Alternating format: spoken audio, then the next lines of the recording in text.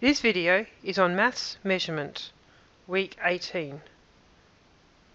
First, we'll look at the different types of units, including metric units.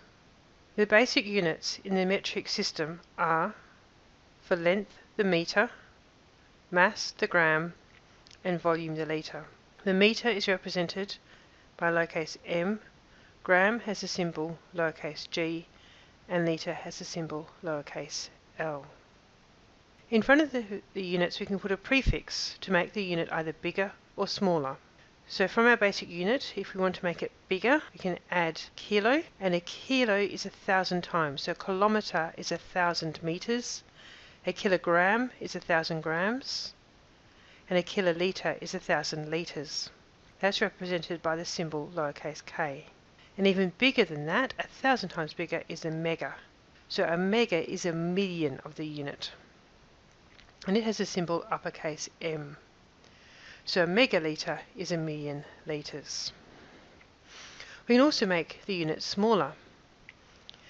Deci is a tenth, so a decilitre is a tenth of a litre. That means there's 10 decilitres in every litre, and that's a lowercase d. Centi, represented by a C, is 1/100th. So a centimetre is 100th of a metre. That means there's 100 centimetres in every metre, because they're 100 times smaller. And a millimetre is 1,000th of a metre, represented by lowercase m. That means a milligram is 1,000th of a gram, or there are 1,000 milligrams in a gram. It doesn't matter what the unit is, the prefixes are the same, and they have exactly the same meaning, and are converted in exactly the same way. Now you'll notice that between a deci and a centi there's a difference of a factor of 10. So a centi at 1/100th is 10 times smaller than a tenth. And a milli is 10 times smaller than a centi, because 1,000th is a tenth of 100th. Therefore, a millimetre is a tenth of a centimetre. There are 10 millimetres in every centimetre. And similarly for centi and deci. When using symbols, it is important to be careful if the symbol is a lowercase letter or a capital letter. For example, there's a big difference between a mega of something and a milli. So between a megagram and a milligram is hugely different. A megagram being a million grams, while a milligram being 1,000th of a gram. The larger the unit, the less of them there'll be. So for example, a metre is a bigger unit than a centimetre. So for 1 metre there's 100 centimetres. Because they're smaller, more of them will fit in. So I'll always have the bigger number for the smaller unit. Metric conversions. To convert, first of all, we need to consider the conversion factor. We work out how many smaller units there are in a larger unit, work out how to go from the unit you have to the unit you're converting to, and then do the same thing with your number. That sounds a bit confusing, but if we look at an example, it will become clear. Convert 7.4 litres to centilitres. Well, what we know, the conversion, is that 1 litre equals 100 centilitres. Therefore, to go from litres to centilitres, we times by 100. To go from 1 to 100, we times by 100. We always have to times or divide, so to go from 7.4 litres, we're going to times by 100. 7.4 times 100 will give me the answer of 740 centilitres. Imperial units are the units that were around before the decimal units, and they are still sometimes used today. Unlike the decimal units where we tended to have one unit per concept, here we have several. So for mass, in metric units we just have the gram, while in imperial we've got ounces, pounds, stones and tons. There's 16 ounces, 1 pound, 14 pounds, 1 stone. You'll see ounces are represented by an OZ and pounds by an LB. I'll talk about tons later because ton can be either metric or imperial. Length, rather than just a metre, I now have inches, feet, yards and miles. There's 12 inches in 1 foot. That's why you get the old schoolyard joke. Why isn't your nose 12 inches long? Because then it will be a foot. 3 feet, 1 yard, and 1,760 yards, 1 mile. Volume or capacity. Volume and capacity are synonyms. They mean exactly the same thing. How much space something takes up. 1 quart is 2 pints, and 1 gallon is 8 pints or 4 quarts. Quart, coming from the word quarter, being a quarter of a gallon. We also have some quantities we need to know. 1 dozen is 12. So a dozen eggs means 12 eggs.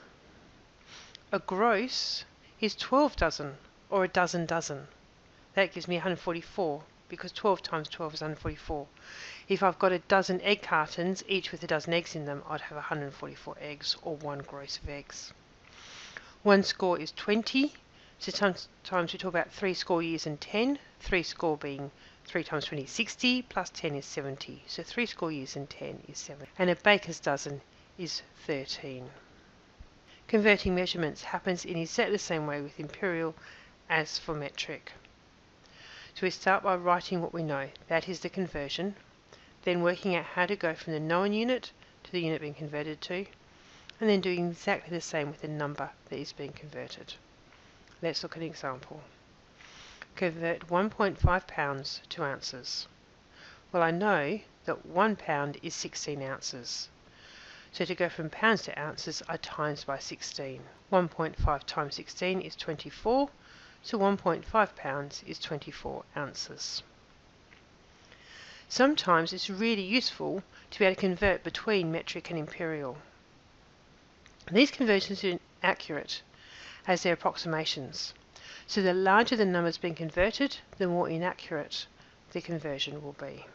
Mass. 30 grams is approximately 1 ounce, and 1 kilogram is approximately 2.2 pounds.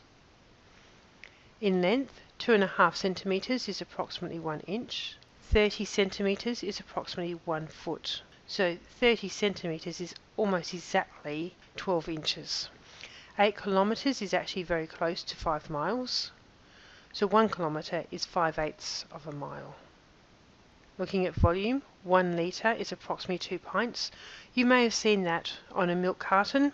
A 2-pint bottle of milk will often say 1 point something litres because it's just over 1 litre.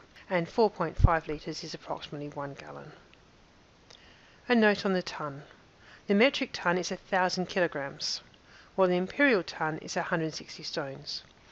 1 metric tonne is approximately equal to 1 imperial tonne. Now you'll notice that the metric tonne is spelt with the NE at the end, while the imperial tonne is simply TON. That is why you see tonne spelt differently depending on whether it's referring to the metric or the imperial.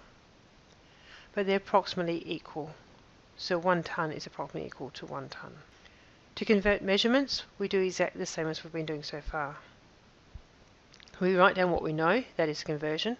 We work out how to go from the known unit to the unit being converted to. And then we do the same with the number that is being converted. Let's look at an example. Convert 20 miles to kilometres. Well, 5 miles is approximately 8 kilometres. And I want to know what 20 miles is. Well, to go from 5 to 20, I times by 4. So here, I need to do exactly the same. 8 times 4 gives me 32. So 20 miles is 32 kilometres. Bye for now.